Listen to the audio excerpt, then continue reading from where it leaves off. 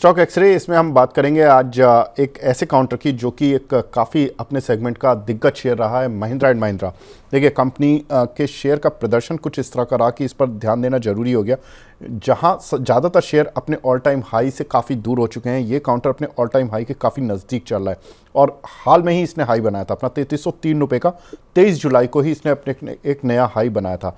Share में मजबूती क्यों है?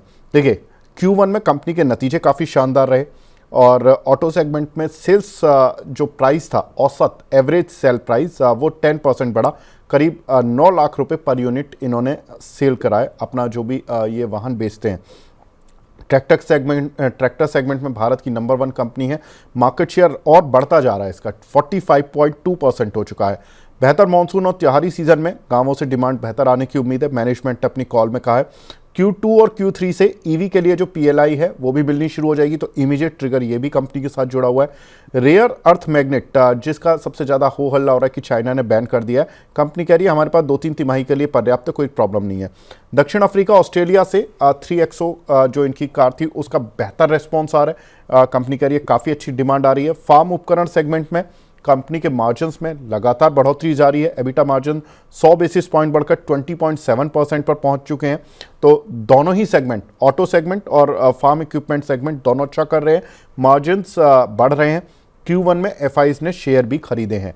अब वैल्यूएशन की बात करते हैं। FY 26-27 में EPS 114 रुपये 60 पैसे और 121 रुपये 40 पैसे रहने का अनुमान है। ये यस सिक्योरिटीज़ की एस्टीमेट्स हैं और शेयर का P मल्टीपल करीब 26.5 पर चल रहा है। वो बोल रहे हैं कि बाय कर चलें, 3726 रुपये का टारगेट रहेगा। अंशुल जी, आई नो आपके पास केवल अब 1 मिनट बाद आपको दूसरे शो पर भी शिफ्ट होना है, तो यहाँ पर आपकी राय कि क्या रहेगी महिंद्रा एंड महिंद्रा पर? सर, महिंद्रा एंड महिंद्रा मैं आपको वापस याद दिला देता हूं, हम ही ने डिस्कस किया था जब वीकली चार्ट पे बॉक्स लो ये फेल कर रहा था। वीक बता दे रहा हूँ, 7 अप्रैल को बॉक्स लो फेल किया था 2500 रुपए के आसपास। वहां से हमने ऑल टाइम हाई का टारगेट निकाला था। ऑल टाइम हाई इसमें 2 हफ्ते पहले लगा है, 21 जुलाई वाले हफ्ते में। अब ऑल टाइम हाई, मगर इस ऑल टाइम हाई को लगाने में भी इसने कप एंड हैंडल पैटर्न बनाया है जो 45 हफ्ते हो चुका है, अंडर बिल्डिंग है। मेरे को नहीं लग रहा तुरंत ब्रेकआउट आएगा। थोड़ा सा और अगर ये 4-6-8 हफ्ते और यहाँ पे अगर टाइट रेंज कंसोलिडेट कर लेना तो ब्रेकआउट में एकदम फटाक से 3600 रुपए जाएगा। यहीं से अगर ब्रेकआउट दिया तो धीरे धीरे जाएगा। अगर 4-6-8 हफ्ते कंसोलिडेट करके ब्रेकआउट दिया तो एकदम तेजी से रॉकेट की तरह चलेगा। तो जाना तो है 3600, इसमें कोई डाउट नहीं है। अगर कंसोलिडेशन अच्छी हो जाती है तो जल्दी मूव मिल जाएगी, अगर यहीं से ब्रेकआउट देता है तो धीरे धीरे करके जाएगा। ठीक है अंशुल जी, आई नो आपको जाना है, तैयार भी होना है, तो आप जाइए और अगले शो की तैयारियां कीजिए। धन्यवाद आप हमारे साथ जुड़े। और मुझे पता बाकी है जो हमारी स्पेकुलेशन और इन्वेस्टमेंट और कैसीनो वाली बात है उसको हम फ़ोन पर निपटा लेंगे, कोई दिक्कत नहीं है। आप जाइए, बेस्ट ऑफ लक। ये धन्यवाद। वाली बात मेरे को पता था, आएगी आएगी। हाँ वो आएगी अभी। अ, अरुण जी, सर आपकी राय सर M&M पर? ये भी सबसे स्ट्रॉन्ग चार्ट है एमएडएम की, जहां तक बात है। In fact one of my favourite है। टीवीएस मोटर भी इसको आप लिस्ट में लेके चल सकते हैं। तो मुझे लग रहा है एमएनएम में डेफिनेटली आपको लॉन्ग रहना चाहिए जब तक ओवरऑल मोमेंटम फिजल आउट नहीं हो जाता। मुझे लग रहा है 3400 तक की पोजिशनल टारगेट हासिल है, तो डेफिनेटली होल्ड करने की सलाह है। 3190 के आसपास चल रहा है। थोड़ा डिप मिल जाता है अगर किसी वजह से 3150 3160 के आसपास भी, तो इसको बाय करके भी चल सकते हैं। अरुण सर, वैसे तो अंशुल जी चले गए, मैं उनसे चर्चा करना चाह रहा था। अब चूंकि शो का एंड है, तो इंट्राडे ट्रेड को सेबी भी बोलती है कि भाई स्पेकुलेटिव गेन है और इनकम टैक्स एक्ट भी बोलता है। आप क्या बोलते हैं?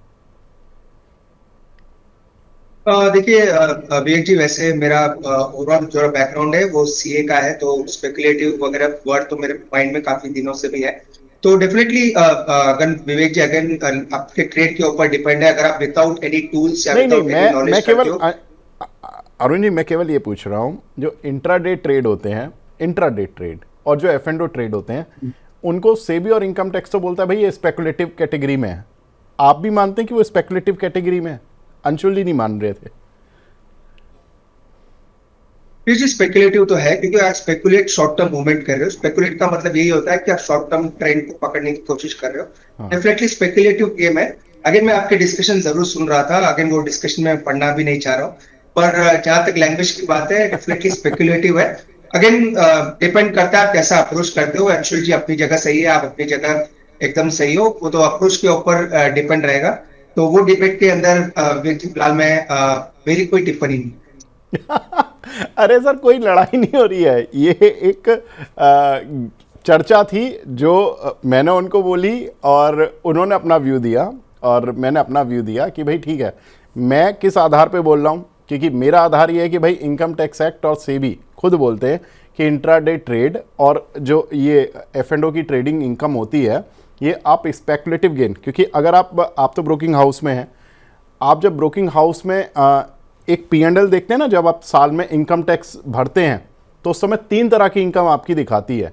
एक शॉर्ट टर्म गेन, जो कि आपने डिलीवरी ट्रेड लिया और विद इन द 1 ईयर बेच दिया। एक लॉन्ग टर्म गेन होता है जो आपने 1 साल के ऊपर लिया और उसको बेचा और उस पर जो भी गेन लॉस हुआ। तीसरा कॉलम होता है स्पेकुलेटिव गेन। वो स्पेकुलेटिव गेन्स जो ब्रोकिंग हाउस वाले जो स्टेटमेंट होते हैं, उसमें तीसरा जो कॉलम होता है वो होता है कि आपने जो इंट्राडे ट्रेड किया या जो भी आपने F&O ट्रेड किया, वो स्पेकुलेटिव गेन्स होते हैं। अब स्पेकुलेशन की हिंदी सर मैंने तो सट्टा ही पढ़ी है, मुझे दूसरी हिंदी आती नहीं है, तो मैं इसीलिए बोल रहा था। वीर जी, जो मेरे को लगा फ्रैंकली उनको सट्टा वर्ड से वो नहीं था, उनको कैसीनो वर्ड से शायद कुछ फील हुआ है। सर कैसीनो तो क्या शायद होता उसके लिए है? उन्होंने कैसीनो टिप्पणी क्या की होता है? कैसीनो को क्या बोलते हैं? अगेन अगेन वीर जी, वही वो डिबेटेबल टॉपिक है। मैं वही कह रहा हूँ, मैं उस चीज में पढ़ना नहीं चाह रहा सर हूँ, पर वो कैसीनो भी डिबेटेबल सट्टा ही टॉपिक है। कैसीनो मतलब, मैं अगर कैसीनो को देखे तो कैसीनो माना तो सट्टा ही जाता है। मैं अंशुल जी को जरा आराम से समझाऊंगा, वो शायद इस चीज़ पर अभी हम दर्शकों के सवाल ले रहे थे, इसलिए थोड़ा सा बातें इधर उधर हो गई। लेकिन चलिए, खैर कोई बात नहीं, कोई बहस का मुद्दा नहीं है, कोई ईगो का इश्यू नहीं है।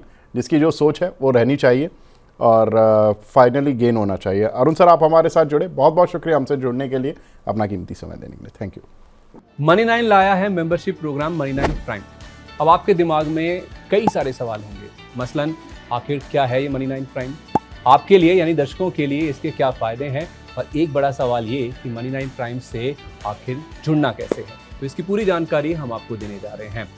मनी9 प्राइम में 3 प्लान होंगे, इकोनॉमी, स्टैंडर्ड और VIP। तो फटाफट ज्वाइन कीजिए YouTube पर मनी9 प्राइम। ज्वाइन करने के लिए मनी9 के YouTube पेज पर जाइए, होम पेज पर मिलेगा ज्वाइन बटन, इसे क्लिक करें, अपनी पसंद का प्लान चुनें और बस हो गया, अब आप रहेंगे सबसे आगे।